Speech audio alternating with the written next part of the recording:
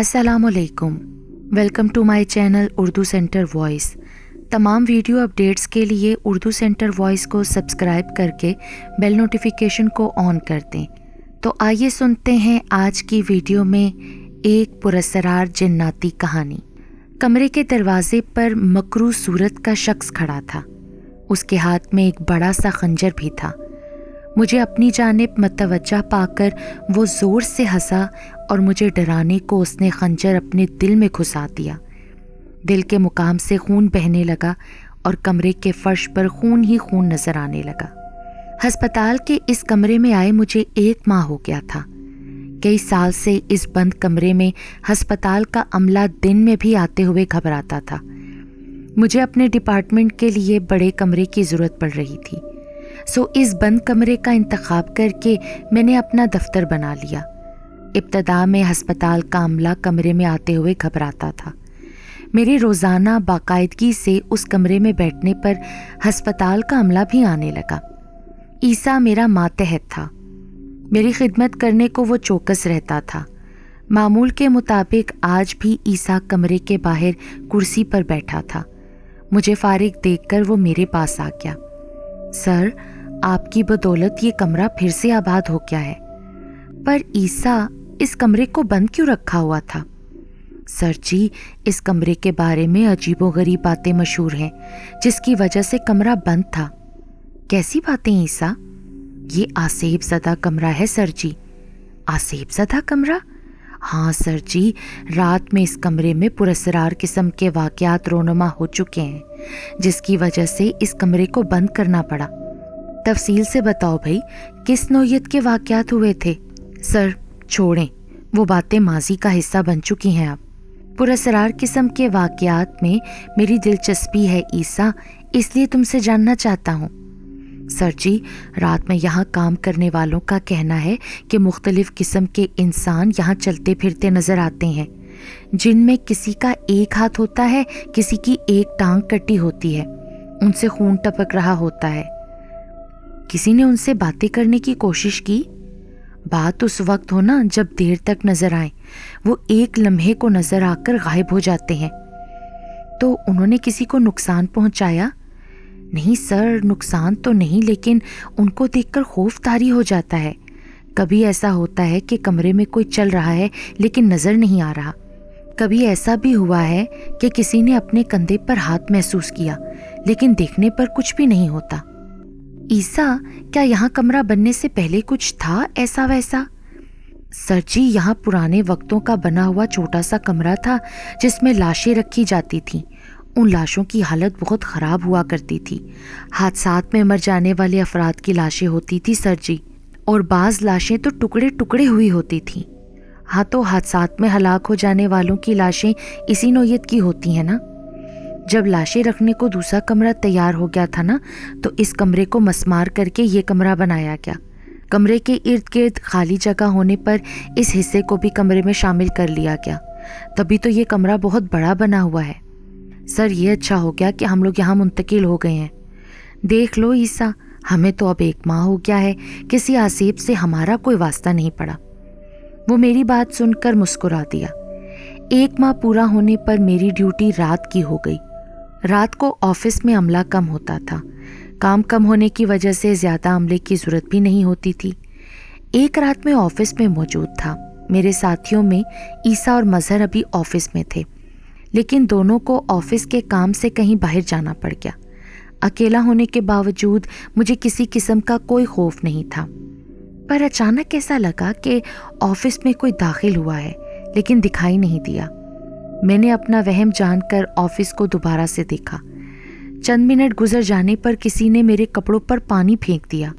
मुझे हैरत का शदीद झटका लगा कि कमरे में कोई भी नहीं है, तो फिर मेरे कपड़ों पर पानी किसने डाल दिया? मेरे सारे कपड़े गीले हो गए।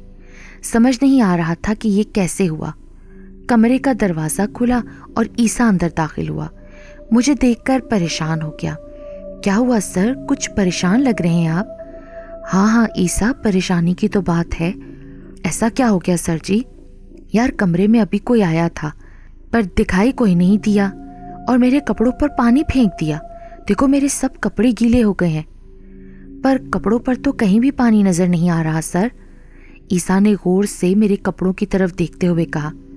اس کی بات پر میں چونکا کیونکہ میرا چونکنا فطری عمل تھا۔ عیسیٰ بالکل ٹھیک کہہ رہا تھا، کپڑوں پر پانی کا نام و نشان تک نہیں تھا۔ میری تو حیرت کی انتہا نہیں رہی۔ عیسیٰ کے آنے سے پہلے میرے کپڑے پانی میں بھیگ چکے تھے، لیکن اب وہ بالکل سوکھے ہوئے تھے۔ ارے واقعی عیسیٰ، میرے کپڑے تو بالکل بھی گیلے نہیں ہیں۔ عیسیٰ کے آ جانے پر میں دوبارہ کام میں مصروف ہو گیا۔ میں بظاہر تو کام میں مصروف تھا، لیکن نہ جانے کیوں بار بار میرا ذہن اسی طرف جا رہا تھا کہ کپڑے گیلے ہوئے تھے تو پھر اتنی جلدی کیسے سوکھ گئے؟ ضرور کوئی گڑبڑ ہے۔ 2 دن گزرنے پر رات کو 1 بجے بھی اتفاق سے آفس میں اکیلا ہی تھا۔ عیسیٰ کو میں نے چائے لینے باہر بھیجا ہوا تھا۔ اچانک مجھے کمرے میں کسی کے چلنے کی آواز سنائی دی۔ میں نے چونک کر آواز کی سمت دیکھا، وہاں کوئی بھی نہیں تھا۔ میں سوچ میں پڑ گیا کہ کمرے میں تو کوئی بھی دکھائی نہیں دے رہا، پر چلنے کی آواز مسلسل آ رہی ہے۔ جب کوئی دکھائی نہیں دیا، میں دوبارہ فائل دیکھنے لگا۔ آفس کا بیرونی دروازہ زور سے بند ہونے کی آواز پر اب میں بری طرح چونک گیا۔ اسی وقت کسی نے دروازہ زور سے بجا دیا۔ یہ دیکھنے کو میں اپنی جگہ سے اٹھا اور دروازے کی طرف آیا۔ دروازہ کھول کر میں نے باہر دیکھا، وہاں بھی کوئی نہیں تھا۔ شاید ہوا سے دروازہ بند ہوا ہے۔ میں نے خود کلامی کی اور کچھ دیر فائل کے مطالعے میں گزرے۔ عیسیٰ ابھی تک نہیں آیا تھا۔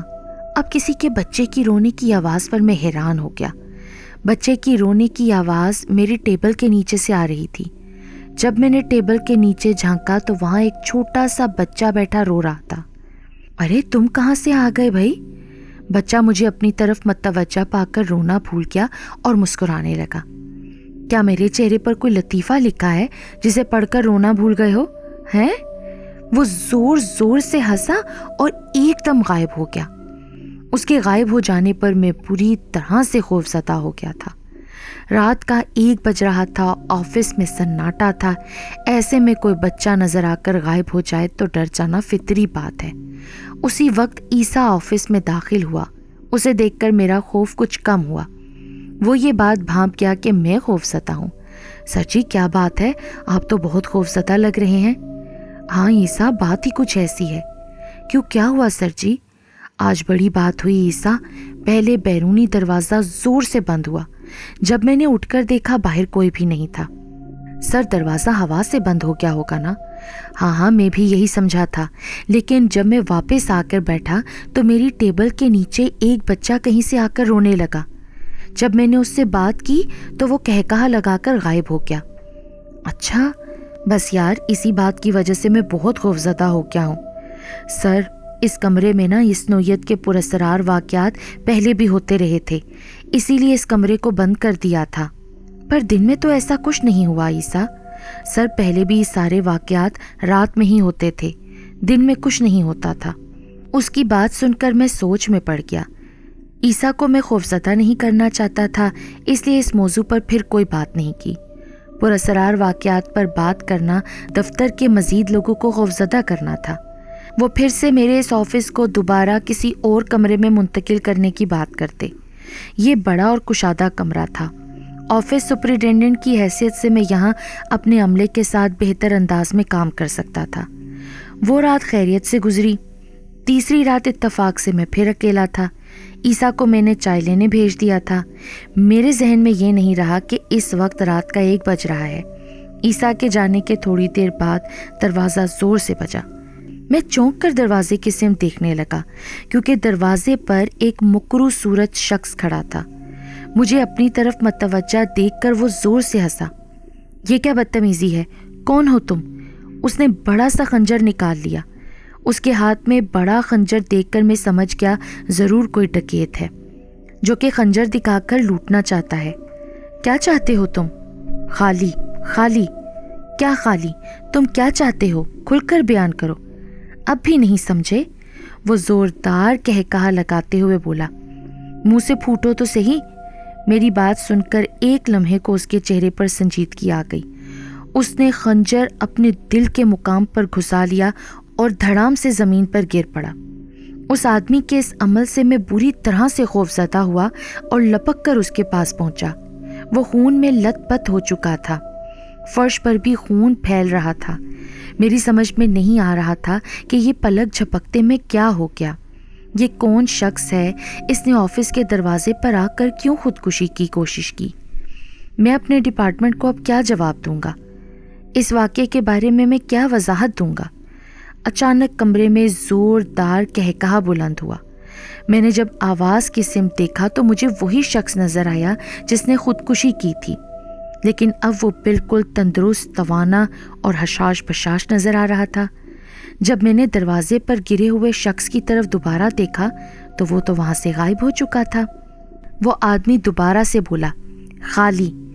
تمہارے کہنے کا مطلب ہے اس آفس کو خالی کر دیا جائے، ورنہ تم ہمیں نقصان پہنچا سکتے ہو؟ میری بات پر وہ مسکرایا۔ ہاں دیکھو، پر یہ سرکاری ہسپتال ہے نا، اور اس کمرے میں آفس لگانے کا میرا مقصد یہی تھا کہ یہ ایک بڑا کمرہ ہے، اور اتنا بڑا کمرہ اس پوری عمارت میں کہیں نہیں مل سکتا تھا۔ کیا ایسا نہیں ہو سکتا کہ تم مجھے یہاں ہی رہنے دو؟ میں وعدہ کرتا ہوں نہ ہی ہم تمہیں تنگ کریں گے اور نہ ہی کسی عامل کے پاس جائیں گے کہ وہ اپنے عمل کے ذریعے تمہیں یہاں سے بھگا دیں۔ ٹھیک ہے، اپنی بات پر قائم رہنا۔ یہ کہتے ہوئے وہ غائب ہو گیا۔ اس واقعے کے بعد میں ہسپتال میں 7 سال تک کام کرتا رہا۔ کسی بھی آسیب نے مجھے کبھی تنگ نہیں کیا۔ پھر میرا ٹرانسفر کراچی کے علاقے اورنگی ٹاؤن میں ہو گیا۔ وہاں آ کر میں اپنی ذمہ داریوں میں ایسا مصروف ہوا کہ اس کمرے کو بالکل بھول گیا۔ 2 سال گزرنے پر میرا اتفاق سے اپنے پرانے ہسپتال میں جانے کا اتفاق ہوا۔ اس طرح پرانے ساتھیوں سے بھی ملاقات ہو گئی۔ عیسیٰ مجھے دیکھ کر بے چین ہو گیا۔ اس کے انداز سے محسوس ہو رہا تھا کہ وہ مجھ سے کچھ بات چیت کرنے کا خواہش مند ہے۔